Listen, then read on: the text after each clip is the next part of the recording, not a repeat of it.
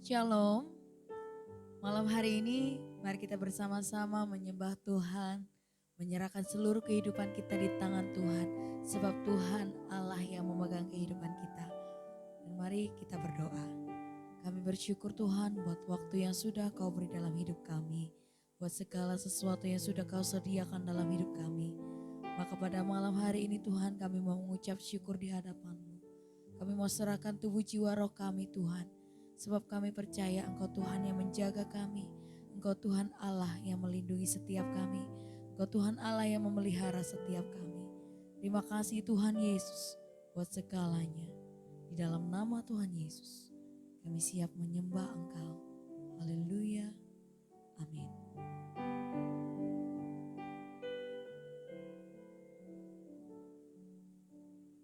Bapa, ku persembahkan hidupku sebagai persembahan yang hidup, kudus, dan yang berkenan padamu, sebagai ibadah yang sejati. Ku sembahkan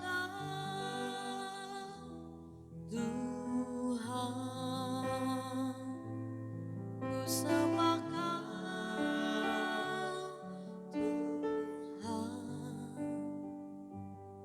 ku serahkan hidupku kepadamu untuk kemuliaan nama-Mu. Kami berikan untuk Engkau Bapa. Bapa, ku persembahkan hidupku sebagai persembahan yang hidup, kudus, dan yang berkenan padamu, sebagai ibadah yang sejati. Ku sembahkan Tuhan, ku sembahkan Tuhan, ku serahkan hidupku kepadamu untuk kemuliaan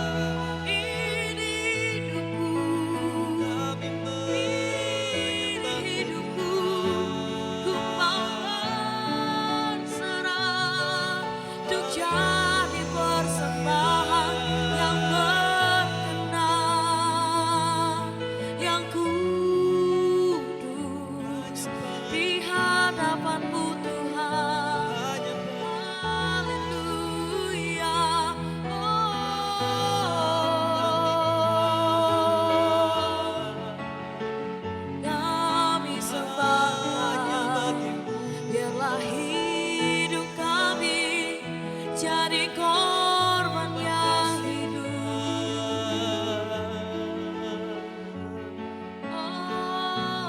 Oh, haleluya.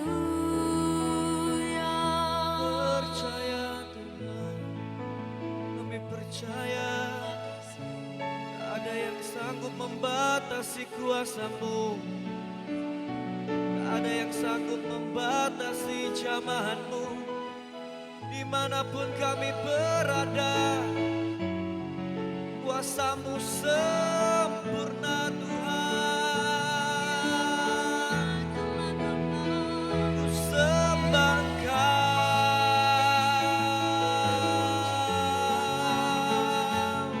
ku sembah Kau.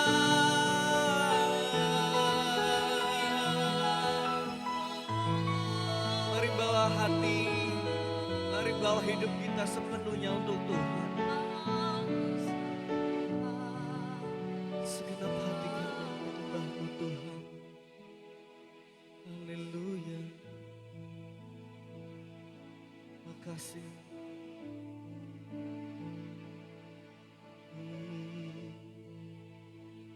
Baik Tuhan.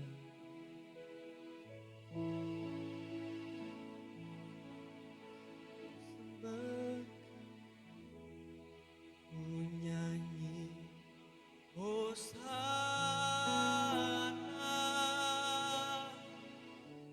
bagi Rajaku yang duduk di tahta.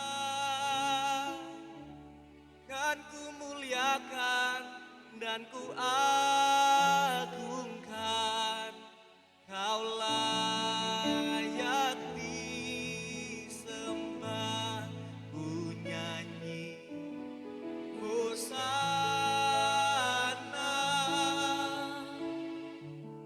bagi Rajaku yang duduk di tahta.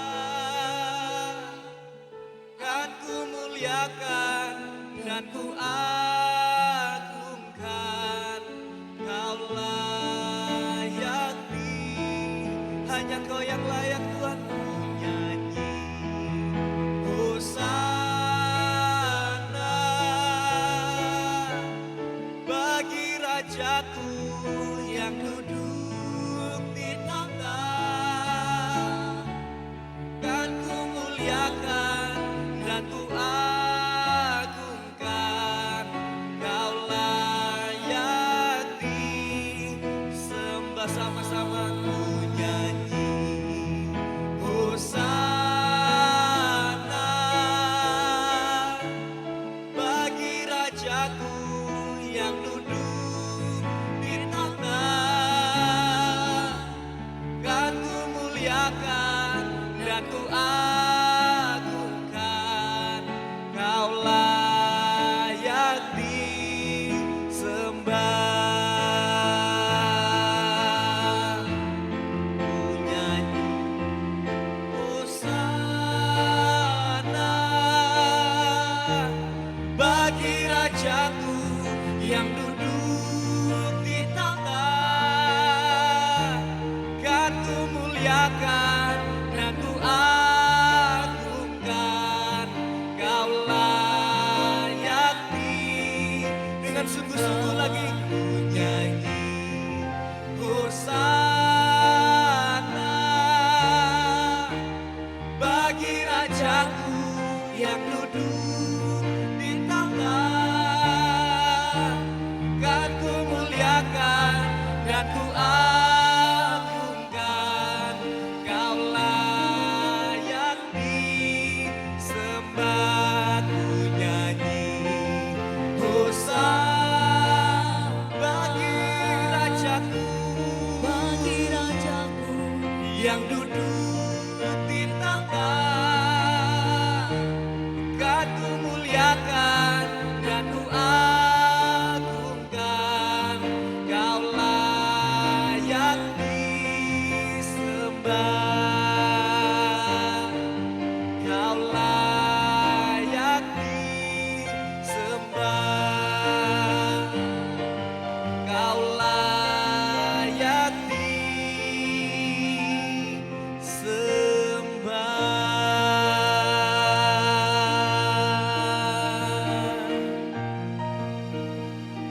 setiap kami Tuhan, dengan kesungguhan hati menyembah memuji Tuhan.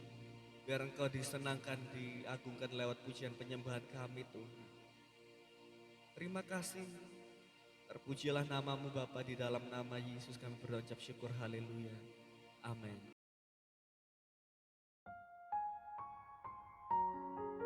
Haleluya. Terima kasih Bapak, kami mengucap syukur buat anugerah dan kasih Tuhan.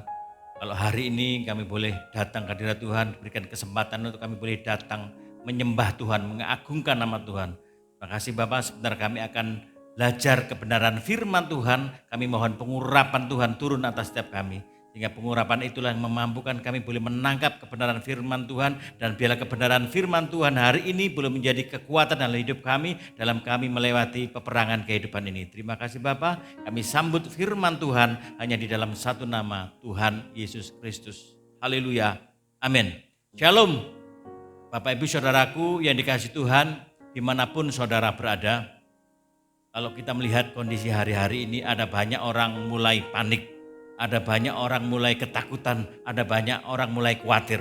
Dan biarlah kebenaran firman Tuhan hari ini boleh menguatkan kita semua dimanapun saudara berada.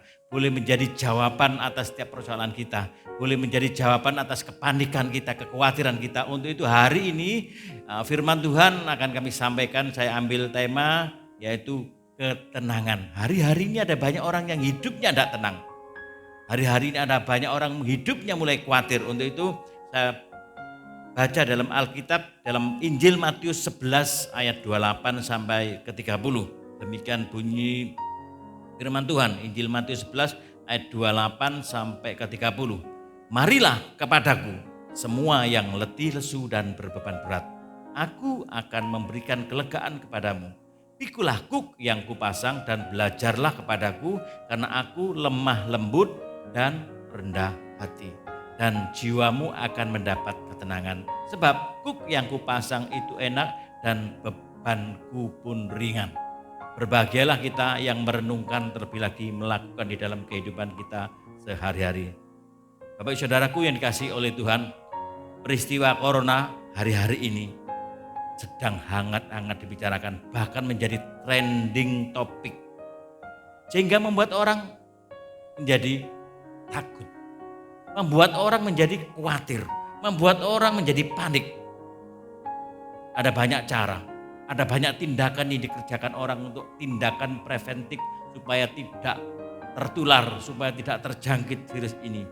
Itu sah-sah saja, itu baik-baik saja. Tetapi jangan ambil tindakan yang berlebihan. Tindakan yang berlebihan itu secara tidak langsung itu menunjukkan bahwa kita khawatir. Tindakan yang berlebihan itu menunjukkan kita takut. Tindakan yang berlebihan itu menunjukkan kita panik.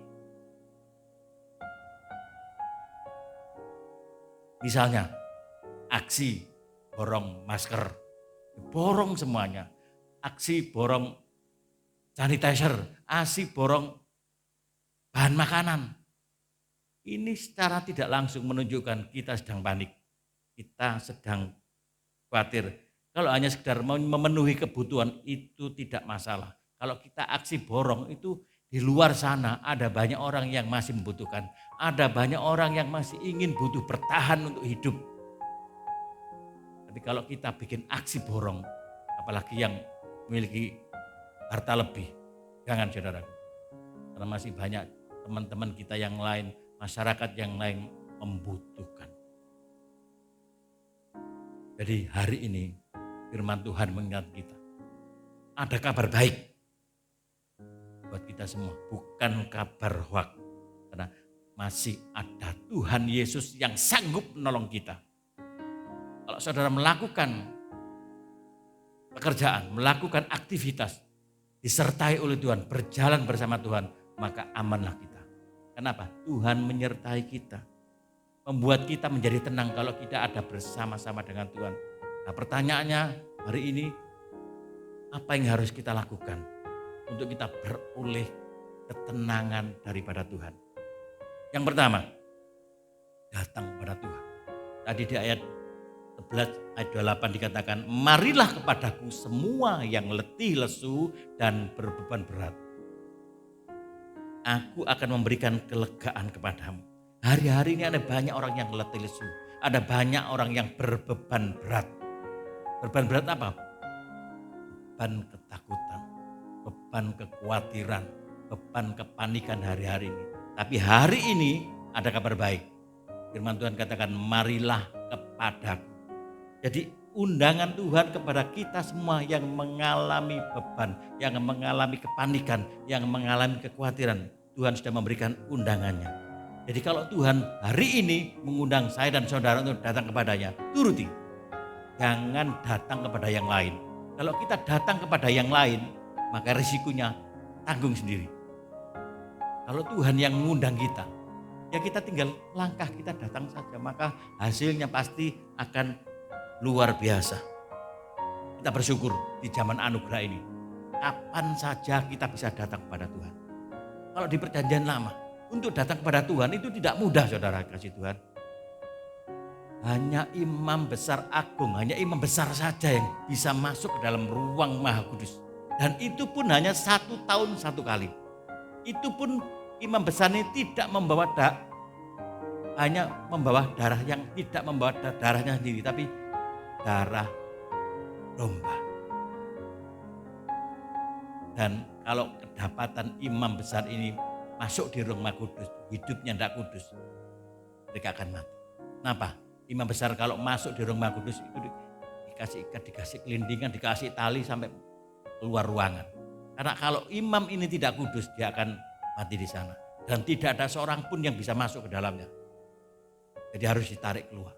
Tapi hari ini kabar baiknya saudara hidup di dalam zaman anugerah. Kapan saja kita bisa datang kepada Tuhan. Nah inilah kesempatan kita. Kalau kita mengalami masalah, kita bisa datang kepada Tuhan. Karena Tuhan sudah memberikan undangan, marilah kepadaku. Semua yang letih lesu dan beban berat, aku akan memberikan kelegaan kepadamu. Aku akan memberikan ketenangan kepadamu, kelegaan kepadamu. Itu diberikan kepada saya dan saudara. Karena Ibrani 9 ayat 25 dan 26 berkata, dan ia bukan masuk untuk berulang-ulang mempersembahkan dirinya sendiri. Bagaimana imam besar setiap tahun masuk ke dalam tempat kudus dengan darah yang bukan darahnya sendiri.